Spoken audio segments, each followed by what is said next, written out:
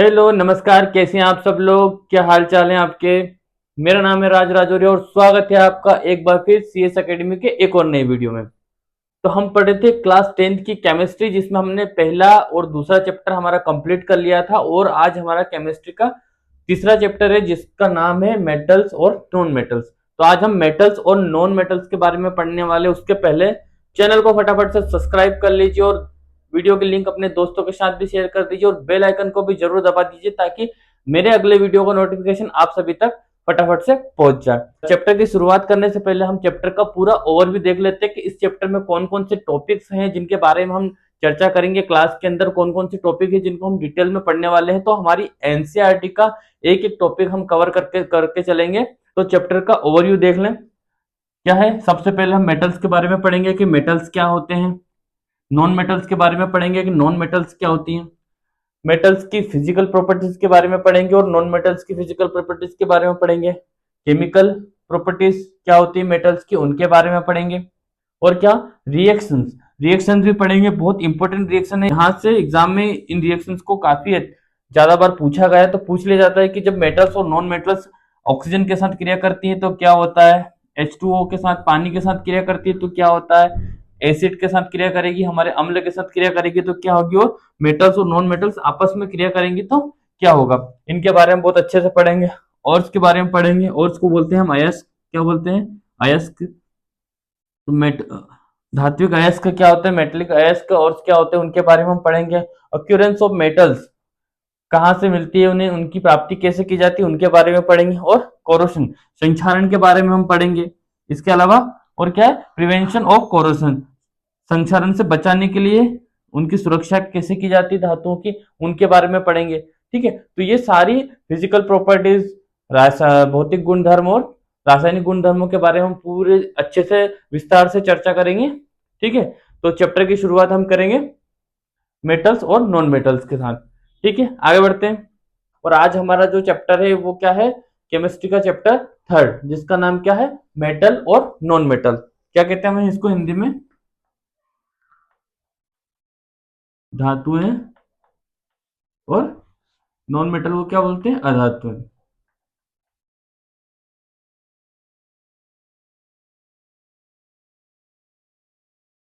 धातुएं और अधातुएं, ये हमारे केमिस्ट्री का चैप्टर थर्ड है। बहुत इंपॉर्टेंट टॉपिक है क्योंकि इस टॉपिक से काफी ज्यादा क्वेश्चंस एग्जाम में आपके पूछे जाते हैं। और ये केमिस्ट्री का सबसे इजीएस्ट चैप्टर है, सबसे आसान चैप्टर है, क्योंकि इसमें ज्यादा कुछ नहीं, सिर्फ धातु और अधातुओं के बारे में ही सब कुछ दिया गया है। ठीक है, तो आज क्या हम पढ़ेंगे, मेटल्स और नॉन मेटल्स के बारे में। तो मेटल्स होती क्या है, हम कैसे समझेंगे, हम कैसे जानेंगे कि मेटल्स कैसी होती हैं। तो मेटल्स के बारे में कुछ डेफिनेशन, कुछ इंपॉर्टेंट फैक्ट हैं जो जिनको पढ़ के हम समझ सकते हैं कि मेटल्स क्या होती हैं। तो क्या होती है metals, metals are the substance which have the tendency to donate electron. तो मेटल्स क्या होते हैं, मेटल्स क्या है कि मेटल्स एक ऐसा सब्सटेंस होता है, एक ऐसा पदार्थ होता है जिसके अंदर क्षमता होती है इलेक्ट्रॉन को डोनेट करने की। आगे समझ में कि जो तत्व, जो एलिमेंट अपना इलेक्ट्रॉन डोनेट डोनेट कर सके वो क्या होता है, वो होते हैं धातुएं, वो होती है मेटल्स। ठीक है, दूसरा क्या है, they have electropositive in nature. अब क्या होता है कि जो इलेक्ट्रॉन देता है उसके ऊपर पॉजिटिव चार्ज आ जाता है। ये क्लास 9th में आपने पढ़ा होगा कि जो इलेक्ट्रॉन दे रहा है उसके ऊपर पॉजिटिव चार्ज आ जाएंगे। तो ये इनका नेचर कैसा होता है, इलेक्ट्रो पॉजिटिव। कैसा होगा, इलेक्ट्रो पॉजिटिव। ठीक है, they are conduct heat and energy. क्या करेंगे, ये हीट और एनर्जी को भी कंडक्ट कर लेंगे। सबसे अच्छा एग्जांपल मैं आपको समझाता हूं, वो है आयरन।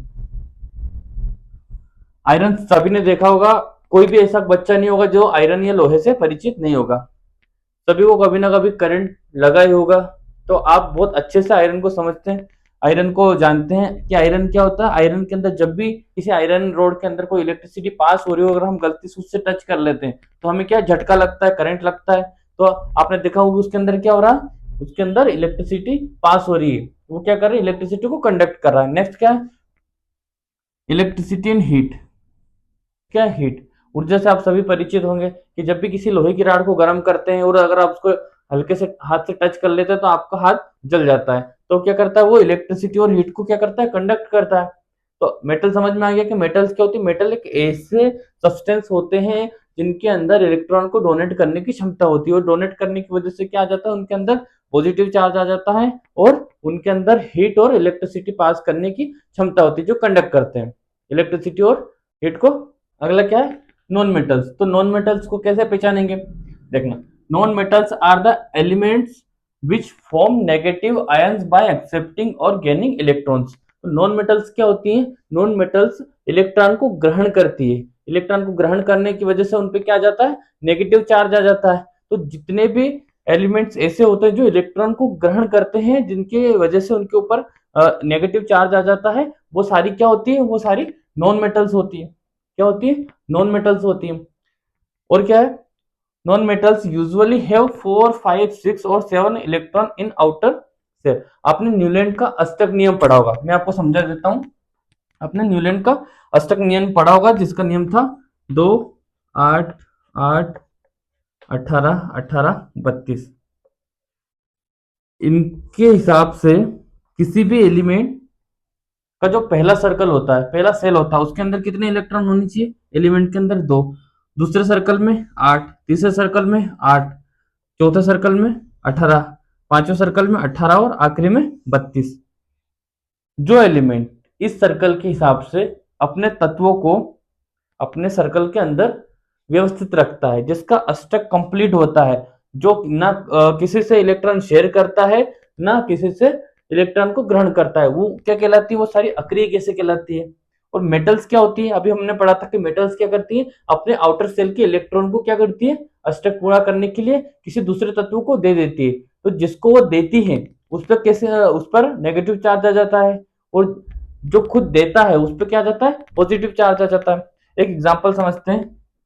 एक एग्जांपल है, मान लो NaCl। NaCl तो सोडियम है, ये सोडियम। तो इसके पहले सर्कल में कितने इलेक्ट्रॉन होते हैं, 2, और दूसरे सर्कल में कितने होते हैं, 8, 2, 3, 4, 5, 6, 7 और 8। और अगले सर्कल में कितने होते हैं, तीसरे सर्कल में। अब बचा कितना, सिर्फ एक बच गया। इलेक्ट्रॉनिक विन्यास कितना है, 2, 8 और 1, क्योंकि एक इलेक्ट्रॉन बाहरी सर्कल में रहता है।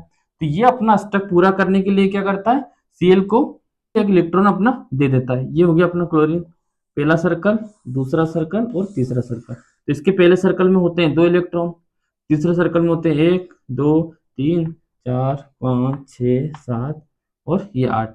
और अगले सर्कल में कितने होते हैं, 1, 2, 3, 4, 5, 6 और 7। हर अपना इलेक्ट्रॉन विन्यास को स्टेबल करने के लिए उनको 8 इलेक्ट्रॉन चाहिए होते हैं। कितने इलेक्ट्रॉन चाहिए होते हैं, 8 इलेक्ट्रॉन चाहिए। इसके पास कितना इलेक्ट्रॉन है, बाहरी आउटर सेल में 7 इलेक्ट्रॉन है। क्या पढ़ा, नॉन इलेक्ट्रॉन यूजुअली हैव 4, 5, 6 और 7 electron in their outer shell. कितने इलेक्ट्रॉन है, 7 इलेक्ट्रॉन है। मतलब जिसके बाहरी सेल में 4, 5, 6 और 7 इलेक्ट्रॉन होते हैं, वो क्या होते हैं, वो नॉन मेटल्स होते हैं। अब इसके अंदर कितने, 7 इलेक्ट्रॉन है। तो ये क्या करेगा, अपना जो आखिरी वाला इलेक्ट्रॉन है, आखिरी सेल में जो अपना एक इलेक्ट्रॉन है, ये किसको दे देगा, क्लोरीन को दे देगा। तो इलेक्ट्रॉन की क्या हो गई, शेयरिंग हो गई। तो इसके ऊपर क्या आ जाएगा, क्लोरीन के ऊपर नेगेटिव चार्ज आ जाएगा, और जिसने दिया है इसके ऊपर क्या आ जाएगा, पॉजिटिव चार्ज आ जाएगा। तो ये क्या है, ये मेटल है जिसने डोनेट किया है, क्या करा, डोनेट करा है इलेक्ट्रॉन को। और जिसने एक्सेप्ट करा है, इलेक्ट्रॉन को एक्सेप्ट करा है, वो क्या है, नॉन मेटल है, उसके ऊपर क्या आ गया, माइनस माइनस चार्ज आ गया। आगे समझ में। तो इसका इलेक्ट्रॉन विन्यास कितना हो गया, 2, 8, 10 और 7, 17। ये कितना है, 17, और इसका कितना था, 11। इसने अपना एक इलेक्ट्रॉन इसको दे दिया, तो इसका अष्टक पूरा हो गया। इसको कितने मिल गए, इसके पास 18 हो गए। आगे समझ में, मेटल और नॉन मेटल समझ में आ गई। एग्जाम्पल देख लो। एक तो क्लोरीन आप समझ गए होंगे, एक क्लोरीन हो गया, सिलिकॉन हो गया, ये सब क्या है, ये इसके एग्जाम्पल है नॉन मेटल्स के। ठीक है।